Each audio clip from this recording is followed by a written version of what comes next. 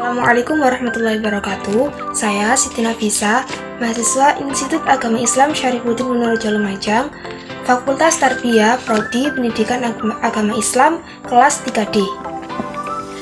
Baik, dalam kesempatan kali ini saya akan menampilkan beberapa slide video pembelajaran mengenai teori kognitivisme dan teori humanisme.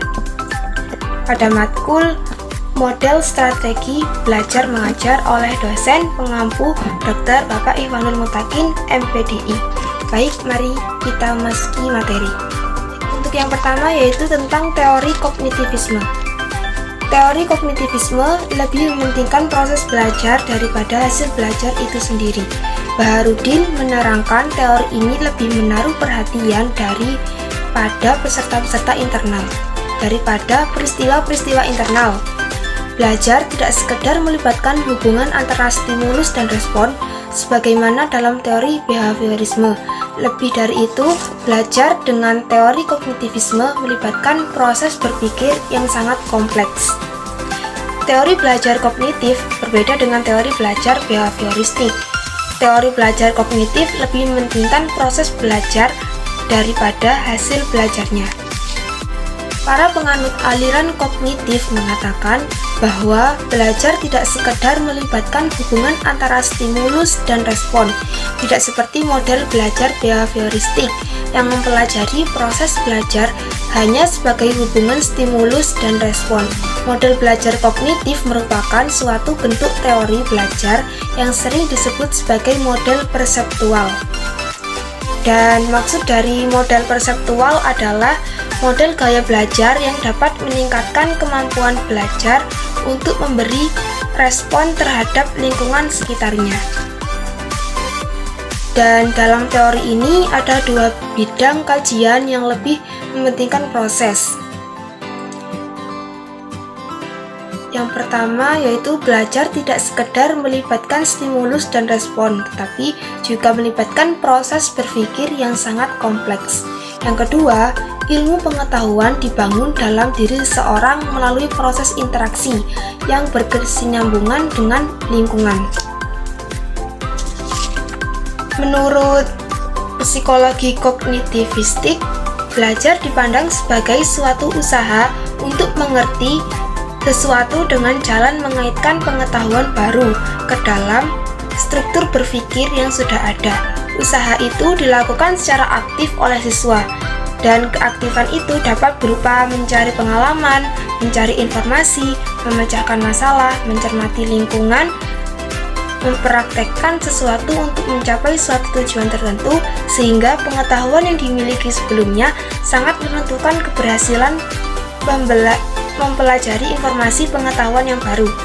Teori ini juga menganggap bahwa belajar adalah pengorganisasian aspek-aspek kognitif dan persepsi untuk memperoleh pemahaman.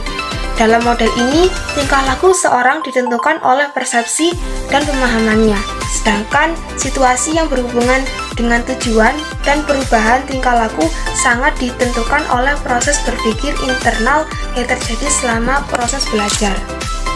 Dan tokoh dari teori kognitivisme tersebut antara lain yang pertama yaitu Jean Piaget, yang kedua Brunner, yang ketiga Ausubel, dan yang keempat Robert M. Gardner. Untuk slide selanjutnya yaitu tentang pendapat dari salah satu tokoh keempat sebelumnya. Dan salah satu pembahasan tentang teori kognitivisme menurut empat tokoh tersebut adalah menurut Jean Piaget.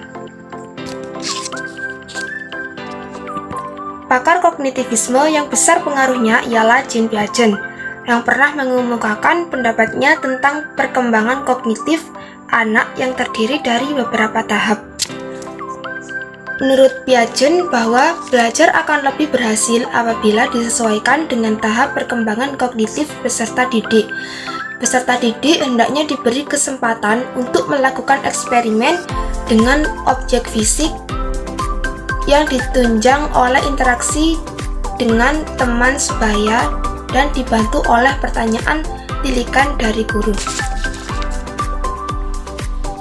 Guru hendaknya banyak memberikan rangsangan kepada peserta didik agar mau berinteraksi dengan lingkungan secara aktif, mencari dan menemukan berbagai hal dari lingkungan. Piaget membagi proses belajar ke dalam 3 tahapan, yaitu yang pertama asimilasi, artinya proses pengintegrasian informasi baru ke struktur kognitif yang sudah ada. Yang kedua, akomodasi, yaitu proses penyesuaian antara struktur kognitif ke dalam situasi yang baru. Yang ketiga, ekuilibrasi, proses penyesuaian yang berkesinambungan antara asimilasi dan akomodasi. Slide selanjutnya yaitu tentang teori humanisme. Teori humanisme berasumsi bahwa teori belajar apapun baik dan dapat dimanfaatkan, asal tujuannya untuk memanusiakan manusia, yaitu pencapaian aktualisasi diri, pemahaman diri, serta realisasi diri orang belajar secara optimal. Adapun kriteria bentuk pendidikan humanisme adalah sebagai berikut. Yang pertama, tersedia fasilitas atau sarana dan prasarana yang memudahkan proses belajar mengajar. Artinya, harus tersedia berbagai macam bahan atau sumber pelajaran yang diperlukan. Yang kedua, peserta didik diberi kebebasan untuk bergerak. Maksud dari bebas di sini, bebas dalam menyampaikan pendapat mereka, tidak dilarang bicara yang berkaitan dengan materi pembelajaran, dan tidak ada pengelompokan atas dasar tingkat kecerdasan. Yang ketiga, terciptanya suasana kelas yang penuh kasih sayang, hangat, hormat, dan terbuka. Artinya, guru bersedia mendengarkan keluhan peserta didik dengan aman dan mampu menjaga rahasia. Yang keempat, jika ada masalah pribadi dengan peserta didik, guru menangani masalah tersebut dengan jalan berkomunikasi secara pribadi tanpa melibatkan suatu kelompok. Yang kelima, guru mengamati setiap proses belajar yang dilalui murid dengan membuat catatan dan penilaian secara individual dan meminimalisir tes formal. Dan yang keenam, adanya kesempatan untuk menumbuhkan keprofesionalan guru. Dalam arti, guru boleh menggunakan bantuan lain termasuk rekan kerjanya. Dan yang terakhir, yaitu guru menghargai kreativitas, mendorong prestasi, dan memberikan kebebasan belajar kepada peserta didik. Pandangan Abraham Maslow dan Carl Rogers terhadap teori humanisme, yaitu teori belajar humanisme adalah sebuah teori yang memanusiakan manusia, di mana seorang individu dalam hal ini atau peserta didik dapat menggali kemampuannya sendiri untuk diterapkan dalam lingkungannya. Berdasarkan teori Abraham Maslow, teori humanisme ini lebih mengedepankan motivasi untuk mengembangkan potensi peserta didik secara penuh. Sedangkan menurut Carl Rogers, teori humanisme membahas tentang belajar dan pembelajaran. Teori humanisme menurut Carl Rogers lebih melihat pada sisi perkembangan kepribadian manusia.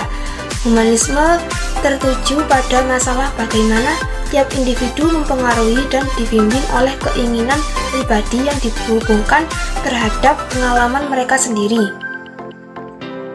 Teori Carl Rogers didasarkan pada suatu daya hidup yang disebut kecenderungan aktualisasi. Kecenderungan aktualisasi tersebut diartikan sebagai motivasi yang menyatu dalam setiap diri makhluk hidup dan bertujuan mengembangkan seluruh potensinya semaksimal mungkin. Jadi, makhluk hidup bukan hanya bertujuan bertahan hidup saja, tetapi ingin memperoleh apa yang terbaik bagi keberadaannya, sehingga esensi belajar bermakna akan terjadi apabila dalam proses pembelajaran melibatkan aspek pikiran dan perasaan. Sebaliknya, belajar yang tidak bermakna terjadi jika proses pembelajaran melibatkan aspek perasaan peserta. Mungkin dari beberapa slide sebelumnya hanya itu yang dapat saya sampaikan, dan semoga materi yang saya sampaikan bisa bermanfaat bagi teman-teman sekalian. Baik, hanya itu yang dapat saya sampaikan. Kurang dan lebihnya Mohon maaf. Wassalamualaikum warahmatullahi wabarakatuh.